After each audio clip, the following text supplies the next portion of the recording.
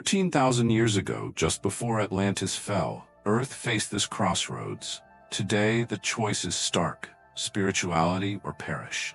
I'm Ras Keffing, the spiritual refugee. For 40 years, my visions have foretold global and personal events. My inner circle can confirm. I had visions for over 9 months prior to COVID-19 and the war in UK reign, Dodi 3. Now I'm spirit-compelled to share what's coming. Please listen carefully. Discover profound truths in this video. And next time, why we need spirituality, not religion, now.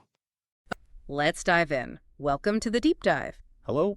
Today we are getting into some pretty profound ideas, really, pulled directly from some fascinating source material. We're looking at excerpts from a Rudolf Steiner lecture, Love and Its Meaning in the World, and also a summary essay that kind of builds on it. Right, and our mission really is to try and cut through the complexity and pull out the most, impactful insights Steiner has on love itself. How it connects with wisdom, karma, human development, even those bigger spiritual realities. We're hunting for the essential nuggets for you. And the sources, they throw out this really interesting question right at the start. Yeah, it kind of sets the stage. Does someone actually need to have heard the name Christ or even get the theory behind the Christ impulse for its power to actually work in their soul?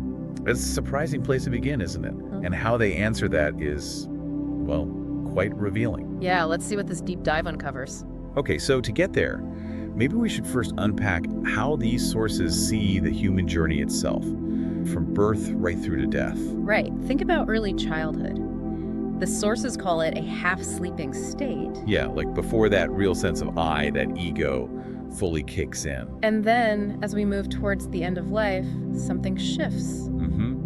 The soul life, they say, it becomes richer, more ripe, filled with all the experiences, the knowledge gathered. Which leads straight to that big question. When the body goes, what happens to all that rich soul life?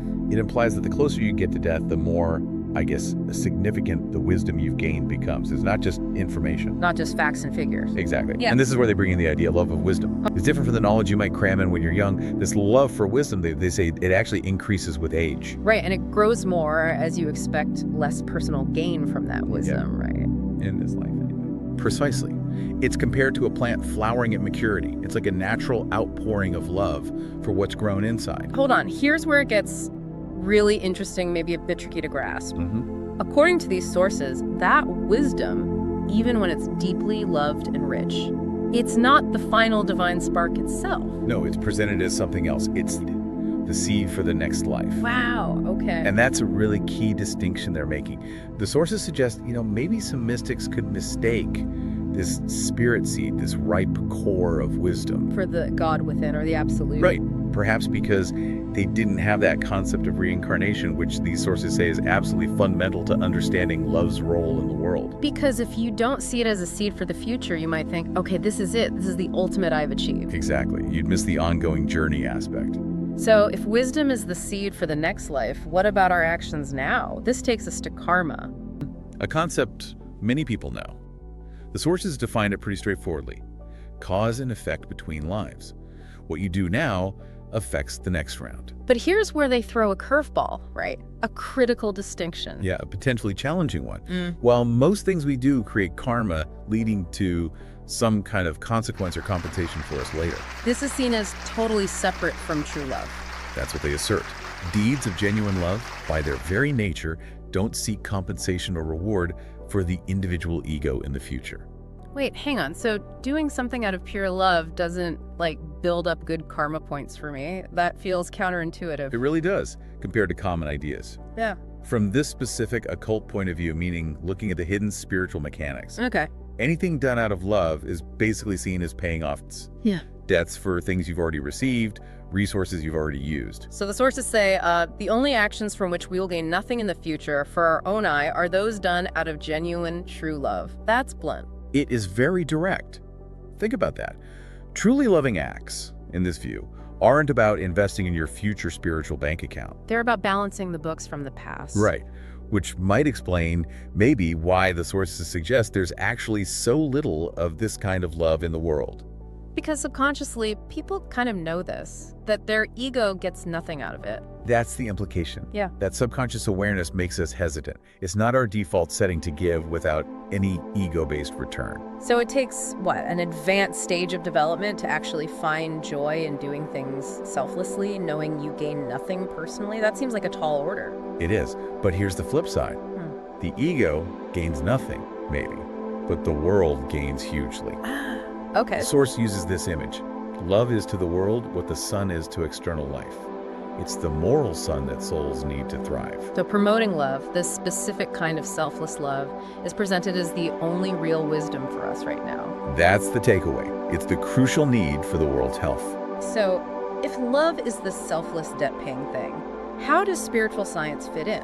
The sources talk about it giving knowledge on Earth's evolution, cosmic forces. Yeah, things like old Saturn, old Sun, old Moon stages, and those Luciferic and Ahrimanic influences they discuss. Right. Spiritual science aims to provide that bigger context. And they make a really strong point about it, a lack of interest in this kind of knowledge. They call it crass egoism. Wow. Like not caring about reality beyond your own little world. Exactly.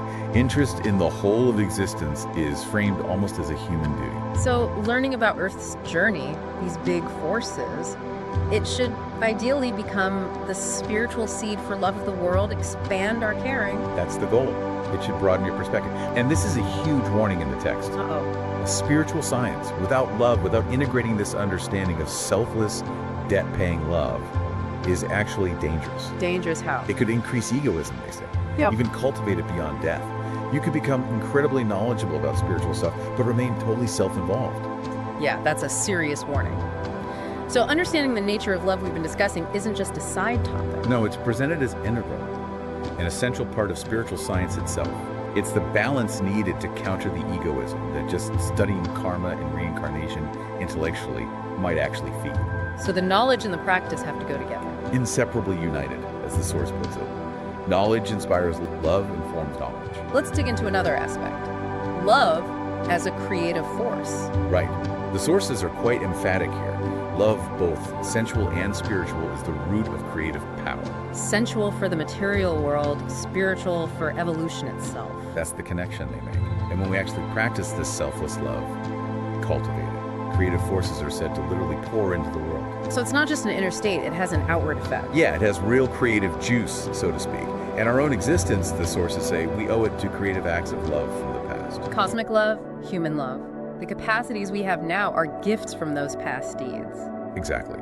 Life, consciousness, all of it. Yeah. So the love we can generate now is seen as paying back those huge debts for our own being. And they mention that highly developed people have greater debts. And being wise, they consciously pay them back through more deeds of love. It underlines that wisdom alone isn't the whole story at higher levels. You need the doing of love, too. It really hammers home that core idea. Love is the creative force in the world.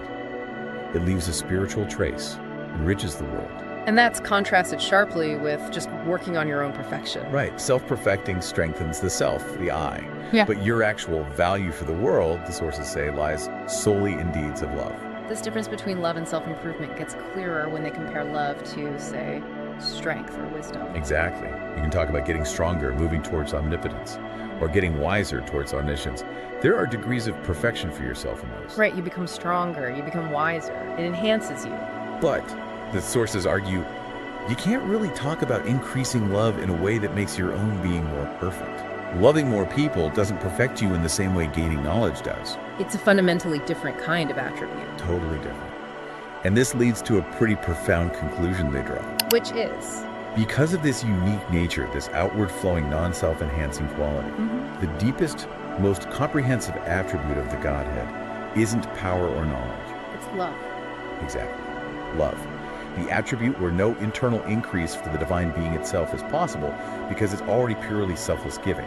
And they argue if God were absolutely omnipotent or omniscient in a self-perfecting way, It would either crush human freedom or create this uncrossable gap.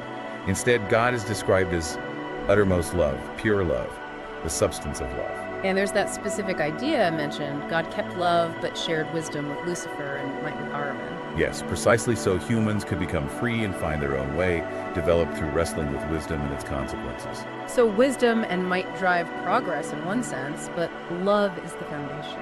It's the ground, the foundation of everything that lives, as they put it, the underlying reality. That whole line of thought leads us directly to the mystery of Golgotha. Right. Described as this absolutely pivotal event where divine, selfless love streamed into humanity, not bit by bit, but as a complete gift. And not just an earthly event, it was a deed of the gods. Happening in the supersensible, the spiritual world, and manifesting physically, something beyond human capacity alone. Humans were more like witnesses. Onlookers. And its purpose was specifically to counter the Luciferic effects, the sink into matter, the separation. That's the framing. Golgotha made it possible to pay the collective debts from that descent, providing a counterweight. Less about erasing individual sins, more about rebalancing this fundamental shift caused by the drive for independence.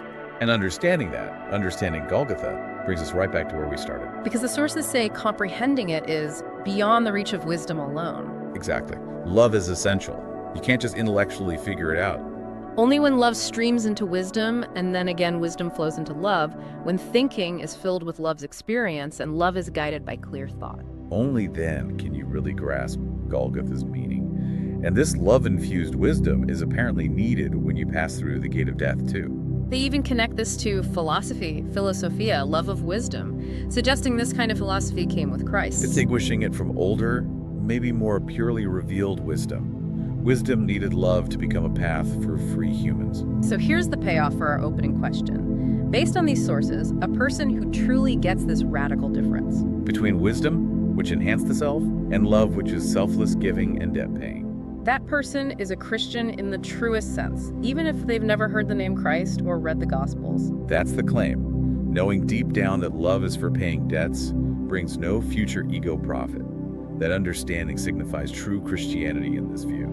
So the Christ impulse is less about a name or doctrine and more about this reality of selfless love entering the world stream. Which circles right back to why understanding love's nature is integral to spiritual science. It's the antidote to the potential ego trap of just seeking knowledge or power. The sources also bring in that old phrase, ex Deo nascimer, out of God we are born. And Christ, coming from the spiritual, united wisdom with love, precisely to help overcome the egoism that naturally arose with freedom. It's a striking thought. The time when humans could develop love also seems to be the time egoism really took root. They grew together naturally and inevitably, the sources say. Egoism as an offshoot of the freedom sparked by Lucifer. It led to separation, and that's where evil could enter. But they also say this had to happen. Without the evil, man could not lay hold of the good. Evil becomes the necessary contrast, the darkness that lets us consciously choose the light of love and freedom. And the Christ impulse of love is seen as the force that gradually heals that separation. It gives the impulse for self-conquest, working against your own ego, and the power to overcome evil, reuniting what selfishness tore apart. And those words, inasmuch as ye have done it unto one of the least of these my brethren, ye have done it unto me, are seen as deeply, literally true here. Acts of selfless love return to the divine source, even with no ego benefit. So that divine love act at Golgotha flows back, gradually permeating evolution. Reviving humanity spiritually, even amidst physical decay, solely out of the spirit of love, leading toward per spiritum sanctum revivismus, through the Holy Spirit we live again. And they keep hammering the point. Striving for personal perfection is fine, but it strengthens the self. It's not selfless. Your value to the world is solely in deeds of love. Wisdom only helps the world when it's filled with love. Finally, they say wisdom filled with love also excludes the lie. Because lying is anti-reality, anti-fact, and always comes from egoism, without exception. Overcoming self, practicing selfless love, leads to both real wisdom and genuine freedom. Evil is the necessary subsoil, the darkness needed to see the light of love. And only a free person, one who can choose love over ego, can be a true Christian. They even touch on white lies briefly, calling it very complicated. Concealing something out of love is still seen as karmic and selfish. Because it involves cunning, avoids truth, and creates this bond with the other person's weakness that needs later settling. Right. It has nothing to do with the true act of love. Spiritual science aims to shed light even on these subtle heart matters, showing how ego tangles with truth and love. So wrapping this up, what does it all mean? This deep dive gives us a really challenging view of love. Yeah, it's not just a fuzzy feeling or give and take expecting a return. It's framed as this selfless payment of cosmic debts. The core creative force for the world's spiritual life, and the fundamental quality of the divine. And understanding this, that real love doesn't profit the ego later, is supposedly key to real spiritual knowledge. Even central to being Christian, in their sense, whether you know the name or not. It's the essential balance against ego on the path. It really makes you pause and think, doesn't it? Totally. If every genuine act of love is just settling an account, brings no personal future gain, how does that change how you see your own generosity or compassion, sacrifice? And if you view love not just personally, but as the world's moral sun, this essential cosmic force, how does that shift your perspective on how vital it is every day? Not just big gestures, but the small stuff too. It definitely gives you a lot to chew on, a lot to ponder long after we finish this conversation.